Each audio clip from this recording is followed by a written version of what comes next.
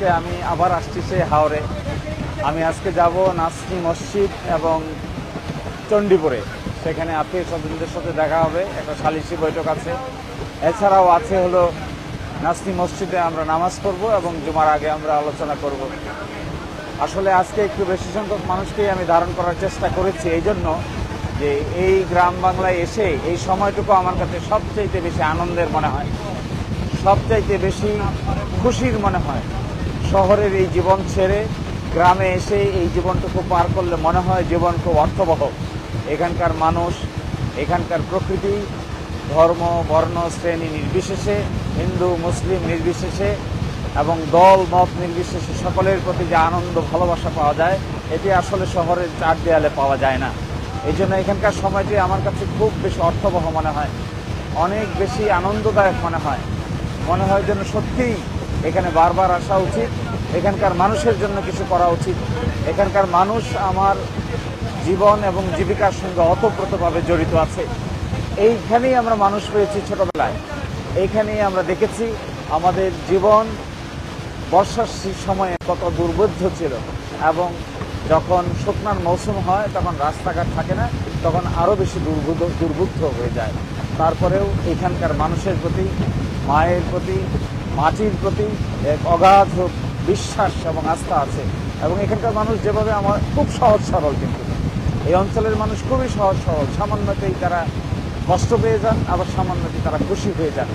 আমি আশা করব এখানে আমরা যারা ওয়ার্ক করছি, যারা ওয়ার্ক করতে চাই, অনেক কাজ করতে চাই, ভবিষ্যৎকে গড়তে চাই, নতুন প্রজন্মকে গড়তে চাই, সবগুলো গ্রামকে গড়তে চাই, সব বাজারগুলোতে আমরা এখানে আস্তে আস্তে চিকিৎসা ব্যবস্থা ছড়িয়ে দিতে চাই, শিক্ষা প্রতিষ্ঠানগুলোকে গড়ে তুলতে চাই।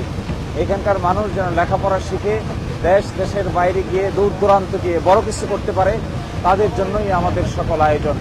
এই 5 লক্ষ মানুষ আমাদের পরিবার, এই পরিবারের একজন মানুষও যদি আহত হয় তার জন্য আমরা দুঃখিত হই। এই 5 লক্ষ মানুষের একজন মানুষও যদি নিহত হয় আমরা ব্যথিত হই। এই 5 লক্ষ মানুষের একজন মানুষও যদি কোনো কারণে খুশি হয় আমরা তা খুশি হই। এই ইউনিটি গড়ে তুলতে চাই আমি চাই এখানে ধর্ম বর্ণ দলের মতামত ভেদ করে আমরা অনেক উপরে উঠে যাই, আমাদের মনকে বড় করি, আমরা উদার হই, উদারতার ভিত্তিতে এই সমাজকে আমরা গড়ে তুলি। এই দিরাইশাল্লার মানুষকে, সহজ সরল মানুষকে পথ দেখাই, তারা উন্নত জীবন পাক, চিকিৎসা পাক, স্বাস্থ্য পাক, শিক্ষা পাক, কৃষি পাক, এবং এখানকার যারা সিএনজি চালক আছেন, বাইক চালক আছেন, যারা নৌকা চালক আছেন, যারা জেলে আছেন, মাঝি আছেন, তারাও যে উন্নত জীবন যাপন গড়ে উঠুক তাদের। এবং এখানে যারা জলমহালের কাজ করেন আমি তাদেরকে আহ্বান জানাবো, সরকার যদিও জলমহাল লিজ দেয়, তারপরেও আপনারা চাইবেন এখানকার মানুষ, জেলে খেটে খাওয়া মানুষের প্রতি নমনীয় থাকবেন, তাদের প্রতি ভালোবাসা প্রদর্শন করবেন, তাদেরকে কাছে টেনে নেবেন, এবং তাদের ভালোবাসায় আমরা আপনারা মিলে যদি একটা প্রচেষ্টা চালাতে পারি তবেই এই জমিন নতুন করে গড়ে উঠবে। আমাদের পরিচয় আমরা দিরাইশাল্লাবাসী, আমাদের মূল পরিচয় এটা নয় যে আমরা কে কোন দলের, কে কোন মতের, কার বাড়ি কোথায়, কার বাড়ি উজানে, কার বাড়ি ভাটিতে, এটা মূল বিষয় নয়। আমাদের কাছে মূল বিষয় হলো আমরা সবাই এই অঞ্চলের মানুষ, একে অন্যকে হাত ধরে আমরা অগ্রসর করে দিতে চাই।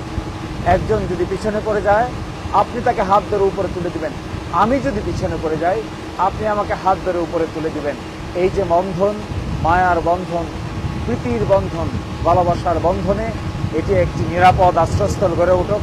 সকলেই ভালো থাকবেন, আমাদের প্রতি সকলেই দোয়া করবেন, আমরা যেন এই কাজ শেষ পর্যন্ত চালিয়ে যেতে পারি, এবং আমাদের যতটুকু শক্তি সামর্থ্য জীবন আছে আমি শেষ পর্যন্ত চেষ্টা করব মানুষের মধ্যে সম্প্রীতি গড়ে উঠুক, ভালোবাসা গড়ে উঠুক, নতুন বাংলাদেশ আমরা পাই, আমরা সৌহার্দ্য সম্প্রীতির বাংলাদেশ গড়ে তুলি। এই কথা বলে এখানেই বিদায় নিচ্ছি। আল্লাহ হাফেজ।